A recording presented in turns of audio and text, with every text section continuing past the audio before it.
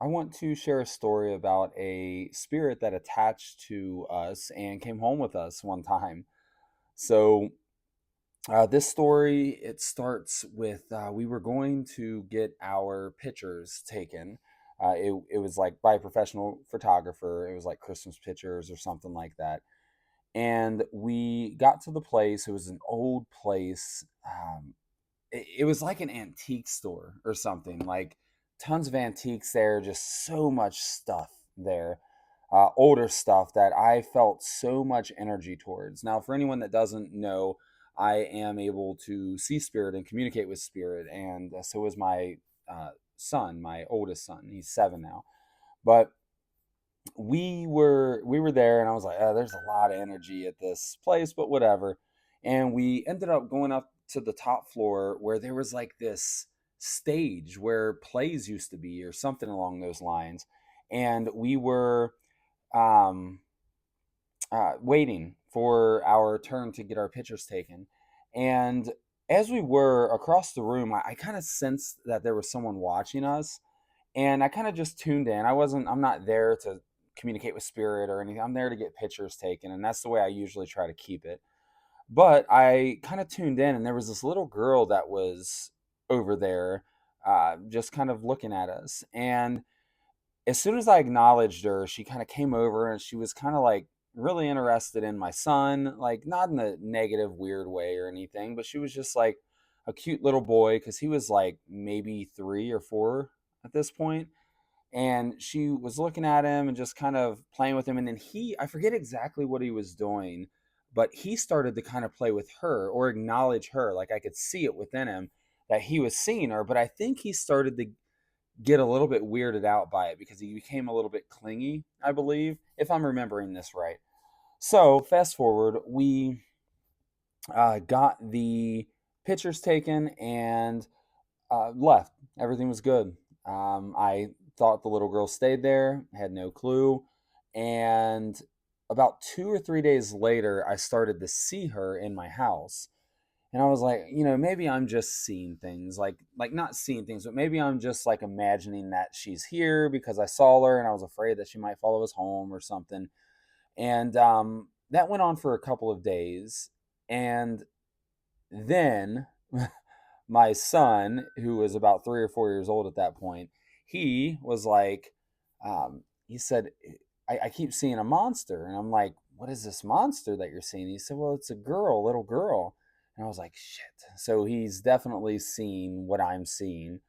And, and I was like, where is she right now? And he said, she's in the kitchen. And sure enough, when I looked in, she was in the kitchen. And he went in and or I was like, let's go in and tell this spirit that she needs to leave and she's not welcome here and she's needs to go.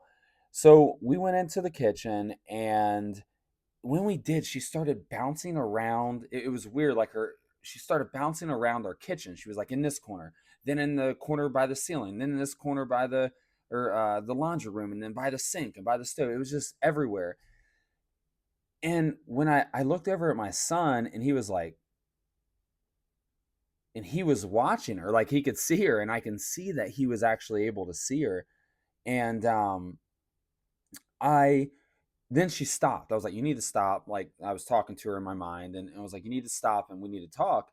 And she did.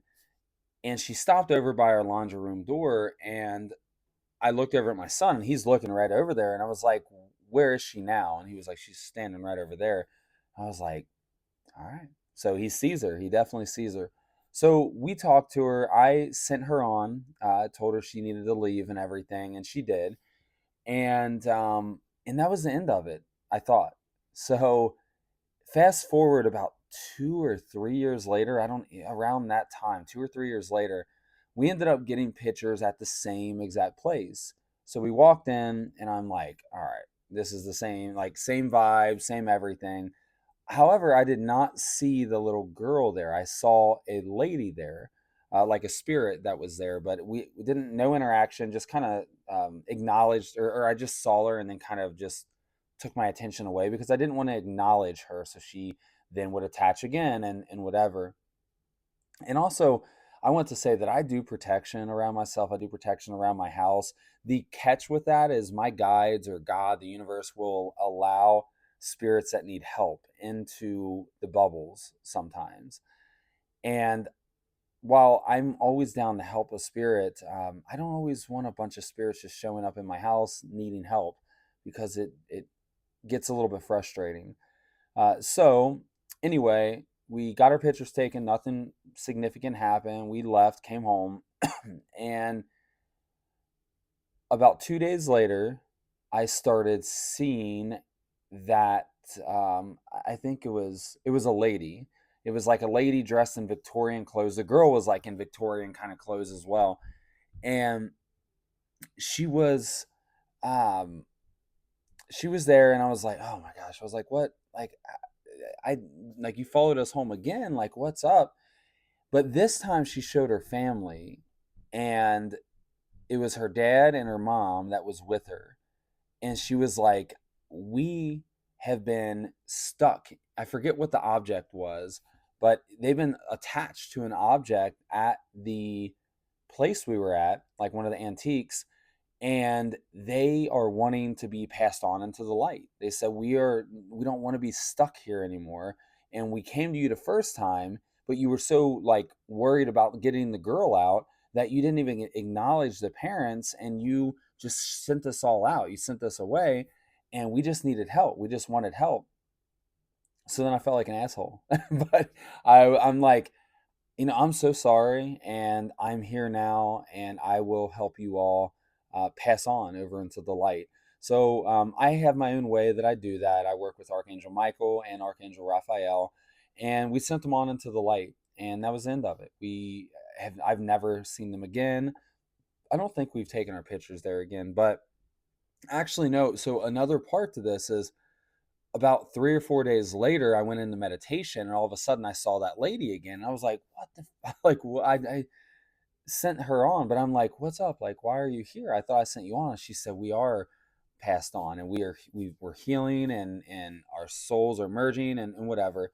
And but she said, I wanted to come down and thank you. She said, I thank you so much for, like, that we're not, I'm so grateful that we're not trapped anymore. So that was it. She left. I saw her and her family kind of merge into the light, and that was the end of it. Um, and the reason, something that we can learn, I guess I would say, from this is that spirits attach to us very easily. Um, you hear the word attachment a lot, and it's not like there's it's not always that there's some negative evil being that's attached to you that's trying to suck your soul or anything. It's not always like that, and it's usually not like that. Usually it's that you're able to see spirit or sense spirit in some way, and they realize that, and they attach to you, meaning they follow you because they want help, and they're trying to get that help because they know that you acknowledge them once, so they know that you can communicate with them. So if you're someone that senses spirit or feels them, sees them, or whatever, uh, take this as a lesson. When you're out and about and you see a spirit, you have to be mindful of how much attention you pay to them, because they can attach and they can come, and and that it's not, again, they're not like trying to do anything bad, but they're trying to ask you for help, and that can come across as knocking pictures off of the wall, or um I don't know, knocking a glass off of the counter or whatever, because they're trying to get your attention. And then we look at it and we're like, oh my gosh, there's just something messing around with stuff. We got to get rid of this. And that's what I did in the beginning. Is I saw that spirit, and I was like, this spirit's here, they must not be good, they need to go, we need to get them out. But that wasn't the case. And I could have helped them then, but instead we had to wait 2 years or 3 years or whatever. And then another lesson is that, and I kind of already went over this, but just that not all spirits are negative, and not all spirits are bad. They just want help.